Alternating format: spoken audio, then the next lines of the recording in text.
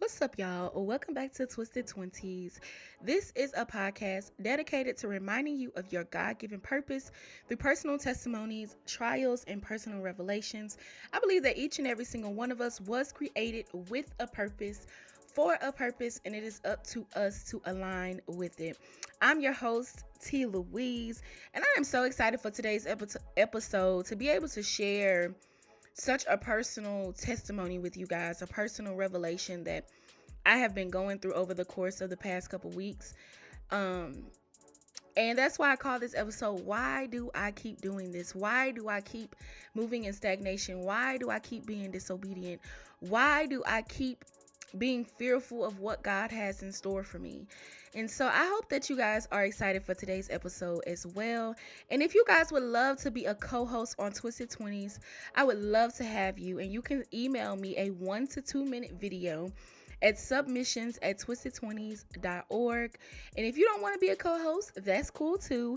You can still email me at the same email. Send me reviews, send me feedback, any questions, things that you guys would love to hear me talk about. I am open and accepting all of those things as well. I just want to say that I love you guys. Thank you guys so much for listening to Twisted 20s each and every single week. And with that being said, let's go ahead and get into today's podcast episode.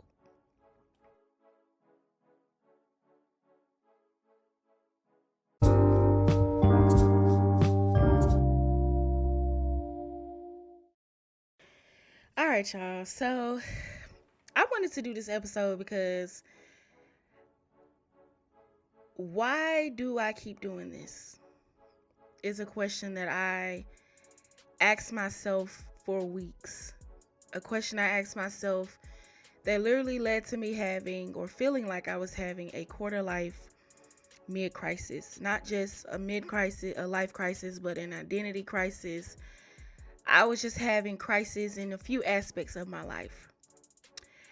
And I shared with y'all last week that a friend of mine, my friend Sade, had told me, she said, maybe that's the problem. You keep trying to get back to your old self. There is a clip. There's a podcast I listen to, the Know For Sure podcast with B. Simone and Megan Brooks, my bad, Megan. And Tabitha Brown was on there, and she said that if my mom never died, let me see if I can. I hope they don't get me for what's it called? Copyright infringement or something like that. But I want to share it with y'all because it has helped me in a lot of ways. And death has a way of changing us, right? My mama died very young. She was 51. Wow. And it changed my life. Wow. And had she not passed away the way she did, when she did, I would have never written a book. I'd never be living this life. Yeah. I would never be as empathetic as I am. Yeah. I wouldn't be as patient. Yeah. I wouldn't be this woman. Yeah. Because it changed me. Yeah. And like you said, pain changed. So when I heard that literally started me on a path of, okay, God, who am I? Then I had my friend tell me, that's the problem. You keep trying to get back to your old self, and that's not who you are anymore. You've gone through so much. You're not that person anymore.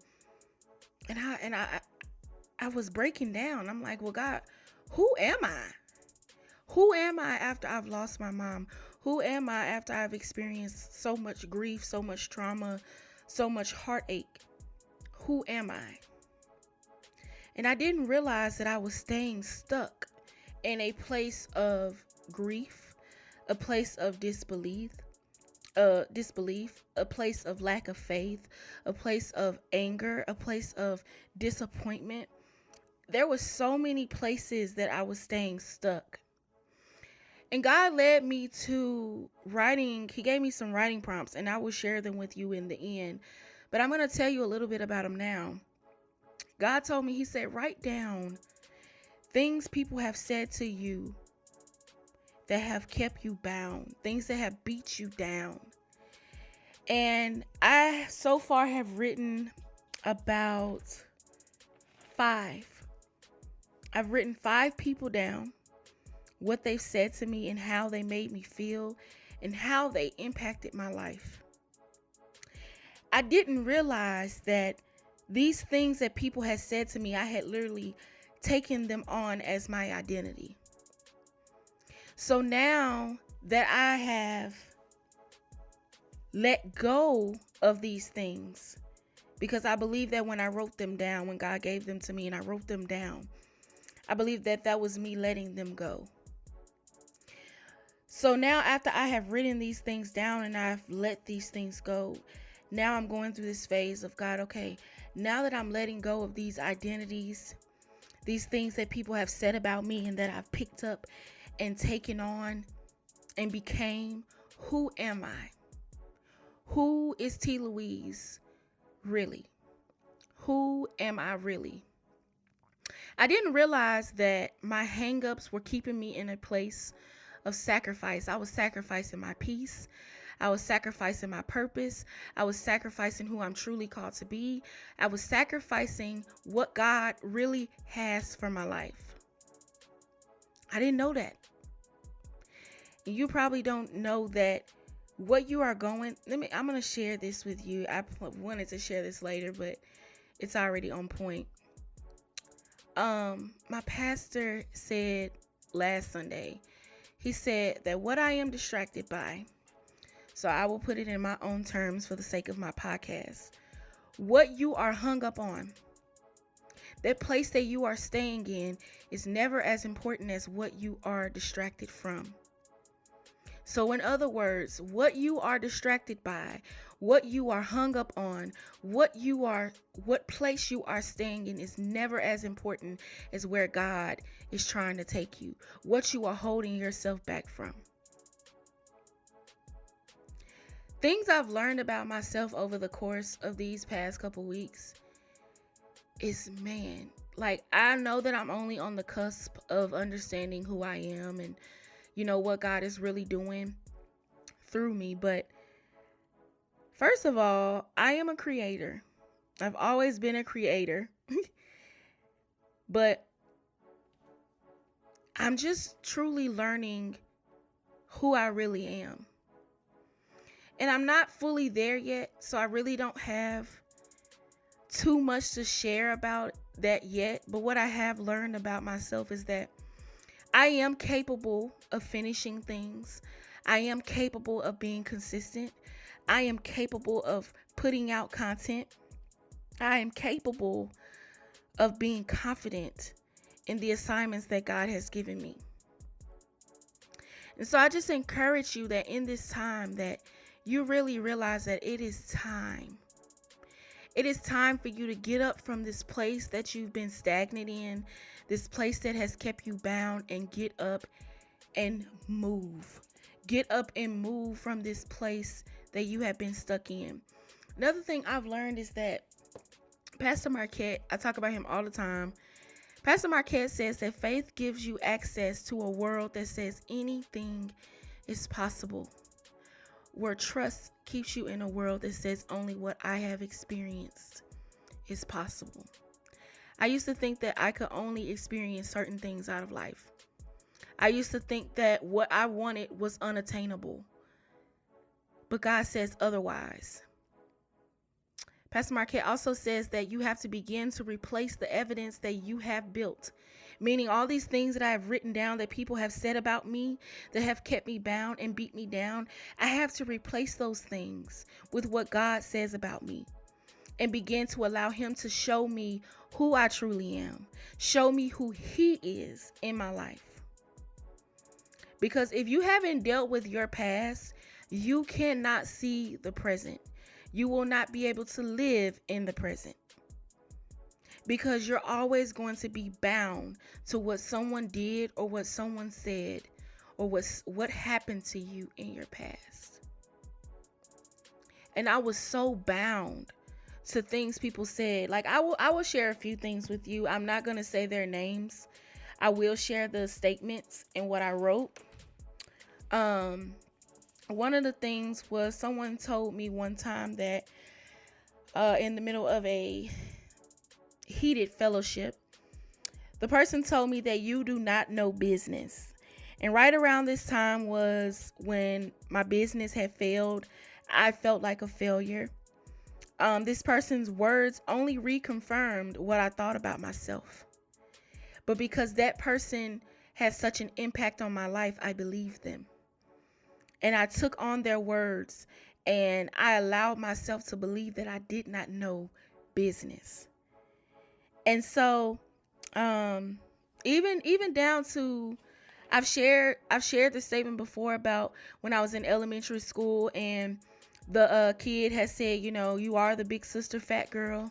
If you guys do not know that story, um my mom and I had went on a vacation. I think it was like to Myrtle Beach or somewhere. My favorite color is pink. They only had the I am a big sister t-shirt in pink. They didn't have I'm the little sister t-shirt in pink. And my mom was like, but you're not a big sister. And I was like, Mom, I want that shirt. It's in pink. They don't have the little sister shirt in pink.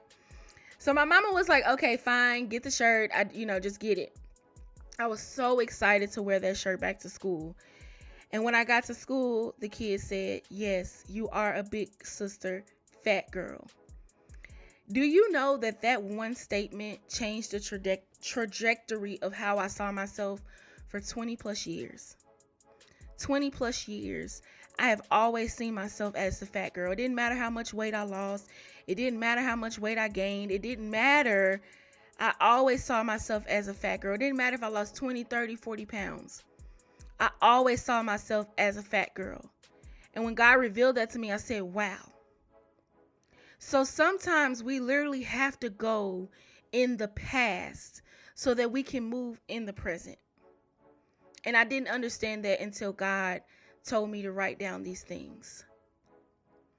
And when you are able to do this, I want to tell you one thing. Celebrate it.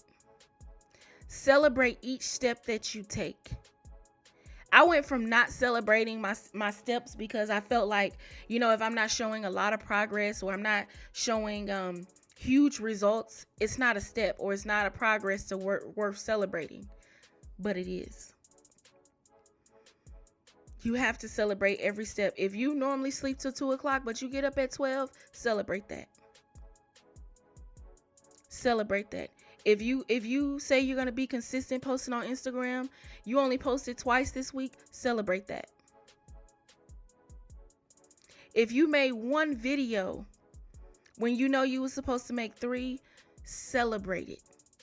Why? Because you're moving.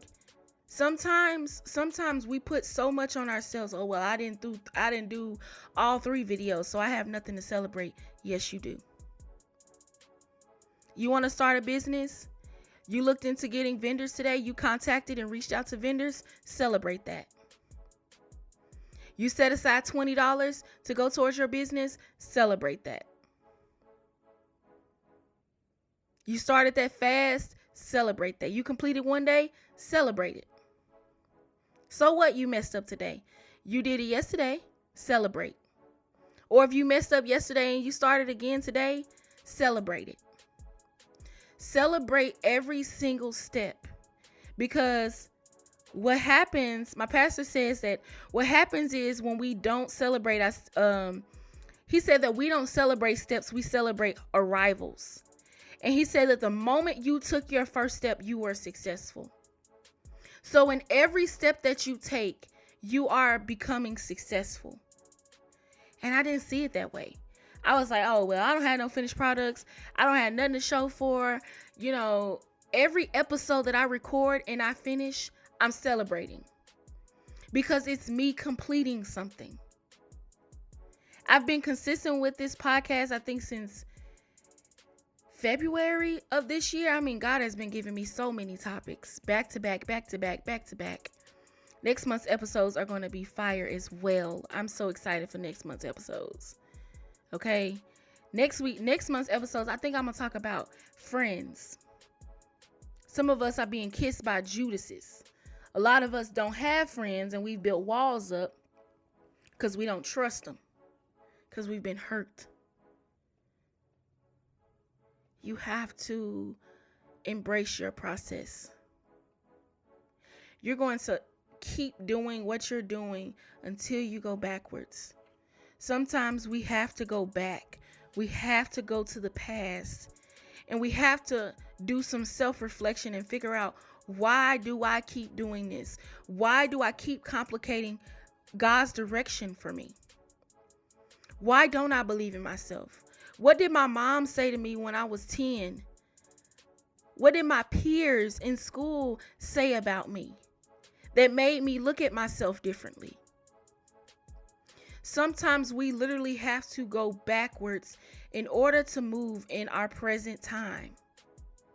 That's the one thing that I've been learning. Because oftentimes that's why we keep doing what we are doing. And I don't know what your past hangups may be, but I just encourage you to literally figure out what they are. Allow God to show you. The writing prompts that God gave me was the steps to do. He told me to write the person's name down. If you do not remember the person's name, you can just, write down, it was a peer. Like for elementary, I don't remember who that person was. I just wrote down elementary school peer. If you don't remember the person's name, write down the incident. What did that person say to you? And then after you write down what that person said to you, write down how it made you feel. So in trauma therapy, what I have is a emotions or feeling wheel. And it basically helps me to pinpoint my emotions. Things like irritated, critical, insecure. It made me feel inadequate. It made me feel insignificant, discouraged. And after you write down how it made you feel, I want you to write down how it impacted your life. How did that one statement change your life? How did that one statement change the way you viewed yourself? How did that one statement make you feel and change the way you feel about yourself? There are statements that I wrote down that made me show hatred towards myself, that made my self-esteem so low. It just is what it is. I will put that in the description box of the podcast as well, so that you guys can do that journal prompt. But I really and truly want you to think about that. And then I only have one prayer for today. So the one prayer for today is not a journal writing prompt, because the other ones are journal writing prompts. Your prayer for today is just to pray and ask God to help your disbelief, not just in Him, but in yourself. A lot of us don't even believe in ourselves, so how can we have faith and trust in God? Our trust and our faith has been so damaged by people that we trusted, that we have such a hard time trusting and believing that what God has for us is true. And I know, because I was in the same position. And I encourage you that even if you feel that way, even if you feel like you can't believe in yourself, I encourage you to be obedient anyway. Even if you don't, because somewhere along the way, you are going to believe in yourself. It's going to get to a point where you like, I cannot believe I did this. I cannot believe I made it to this point. And sooner or later, you're gonna start feeling more confident. You're going to be like, okay, God, what's next? What's next? What you need me to do next, baby? We got this. We are a team. And I'm gonna share the writing the journal things with you guys one more time. The first step is to write the person's name down. If you don't remember the person's name, just write down what they said. If you do remember their name, write their name down and what they said. And then step number 2 is to write down how it made you feel. And you can go on Google, you can go on the internet, and you can just look up a emotion sheet, emotion wheel. And then the last step will be to write how it impacted your life. How did their words or how did that incident change your life? How did it impact you? And I just hope that this episode encourages you to go to your past, to understand what happened. Why do you keep doing what you're doing in this present time? And understand that our past has a lot to do with our present. I love each and every single one of you guys. Peace, love, and blessings. T. Louise.